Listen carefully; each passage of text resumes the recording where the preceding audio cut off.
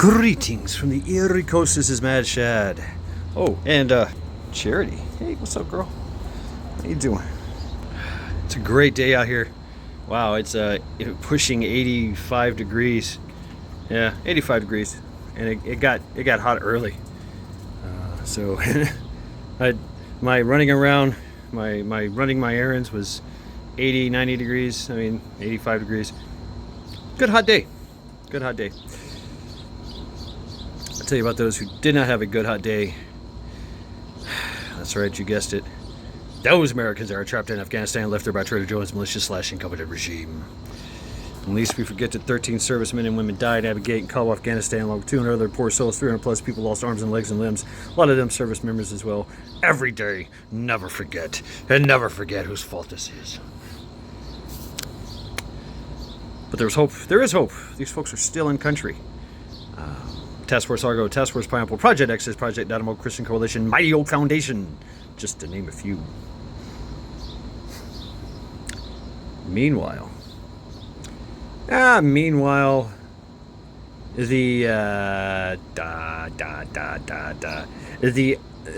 Russian Revolution. Well, of course, it got canceled. It was canceled. Yeah.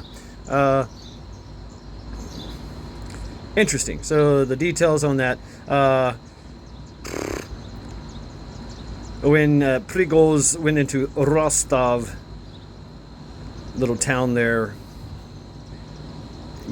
right across the border from Ukraine, he encountered no resistance. The standing Army and National Guard that were there basically said, "Oh, hey, how you doing?" The mayor himself, or the governor, the mayor, whatever that guy is, he said, "Yeah, hey, how you doing?" And a lot of conflicting reports, and there was videos. There's a lot of videos coming out now. There's some videos I really want to see, but in the beginning, trying to do this timeline thing, when he came into Rostov, the people were literally like, just shame, shame, shame. What are you doing here? Go away, traitors, rebels. But the Russian people, talk about a sense of hospitality. It started giving them food and water, and hey, you traveled a long way. You're here. You're probably going to die if you kept on going. So here's some food. Here's some water, just to make my conscience feel better. And that's what they did. They gave him some food and some water. So a lot of the Wagner group refused, but hey, whatever. When a pretty Russian girl offers you food and water, kind of inclined to take it, right? So that's where Prigozhin made his video, and then he made another video. Then he sent his forces while he stayed in Rostov. Yeah, Rostov. I'm trying to say this right. Yeah. So while he stayed in Rostov, he sent his force of either 25 to 50,000. I'm pretty sure he had a contingency with him there in Rostov. He sent a large number of like 40 vehicle caravan going towards Moscow with their mission to take the Ministry of Defense. Along the way, they shot down. Yes, they shot down 12 assorted helicopters and planes that were firing upon them, which they did shoot some missiles at them, and they shot down some missiles too, because be advised, these guys fully loaded, right? AA and everything. Of course, my cigarette went out. I want to see that footage. I know there's that footage. I know those guys took that footage. We'll see it soon enough. Just got to have time. Just got to take time. But and learning so much about this whole Wagner group, a vast majority of the forces of the mercenaries, because they're mercenaries, were inmates that were in prison. Yes, they did serve. There was a lot of veterans, Russian veterans in there, of course, handpicked by Prigozhin himself, right? And they would offer them 6 months of service. They had to serve 6 months of service in the Wagner Group on the front lines in Ukraine to earn their freedom. And a majority of them stuck around because now they get paid. They work for 6 months for free, then they get paid, or they get freedom. One of the two, whatever you want. And that's what Putin and everything in Prigozhin. Now Prigozhin, interesting story. He is known as the chef or the cook. He spent some time in prison, and he's never been in the military. No, not in the military, but he spent time in prison, about 9 years. When he got out, it changed his life, and he became a hot dog stand vendor. Yeah, and he got so successful about it, he started doing caterings and in restaurants, and he became extremely successful to the point where Putin hired him as his personal chef and caterer for all his needs and events. So they were really good friends, really good, very, very, very chummy, very chummy. But in the fatherland of Russia, friends can become foes rather quickly. So anyway, so while Prigozhin's mercenary army was marching to Moscow with all the intent and purposes of gathering a lot of people, inmates in the prisons were rioting. There was a lot of shit going on. Inmates in the prisons were rioting, trying to get out to join Wagner. Some active military from Russia joined, some of the National Guard joined, but they promptly changed their minds once they got fired upon and understood, you know what, this is probably a suicide mission if we continue. 20,000 people. These are the facts that we know, really. And then, of course, the deal was set. The deal was made in Rostov with Prigozhin and some other fuckers. I don't know. One of them was one of his 20-year-old friends, Kenevidev or whatever.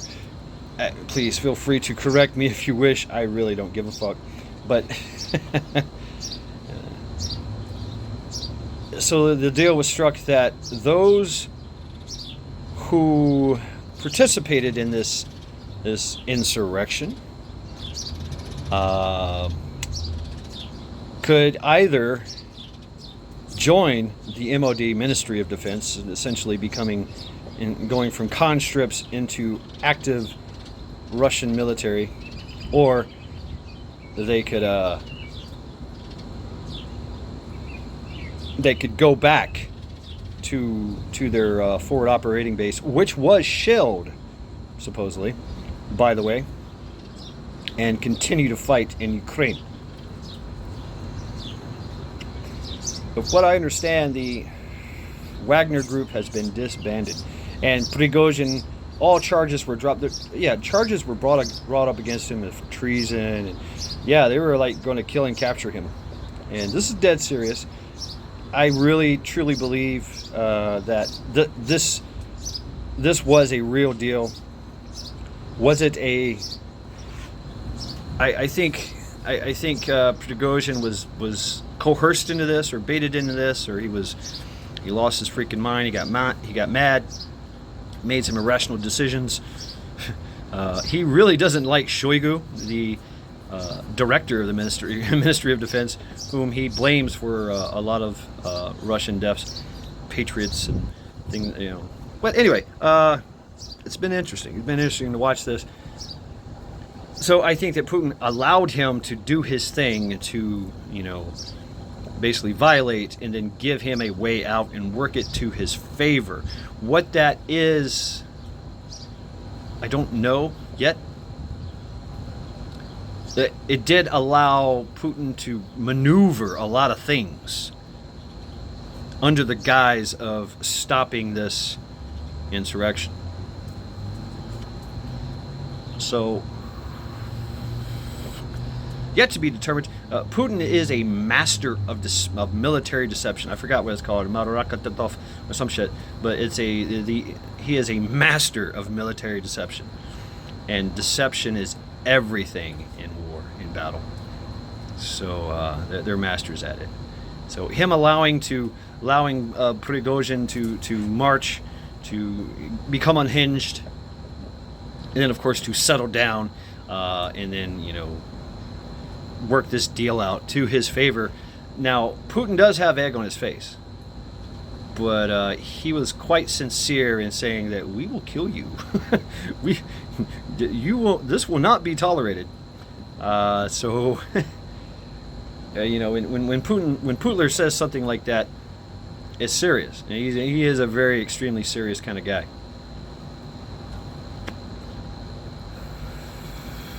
So, Wagner Group is disbanded. Prigozhin is exiled to Belarus, which they don't like him there too much. Who's to say that Prigozhin doesn't drink some irradiated coffee down the road? They've been known to do that. The Russians. Now, Prigozhin is an oligarch. An oligarch is an extremely rich, privileged individual in Russia. They basically get to do what they want because, well, they got a lot of money, a lot of influence. And Prigozhin thought he had a lot of influence with the Russian people. He did, some, but not enough to create a rebellion.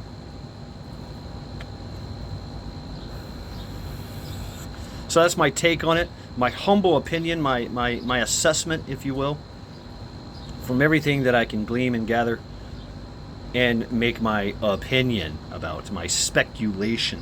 Can I speculate on what will happen next? No. I can, but why bother? I already did, radiated coffee. Prigozhin just kind of has an accident, a car accident that goes whoosh. There's many, like I said, there's many ways or he gets used, in some way. I don't know. Yet to be determined. So. And now this did allow the Ukrainian forces to kind of gain a little bit of ground. There were still some.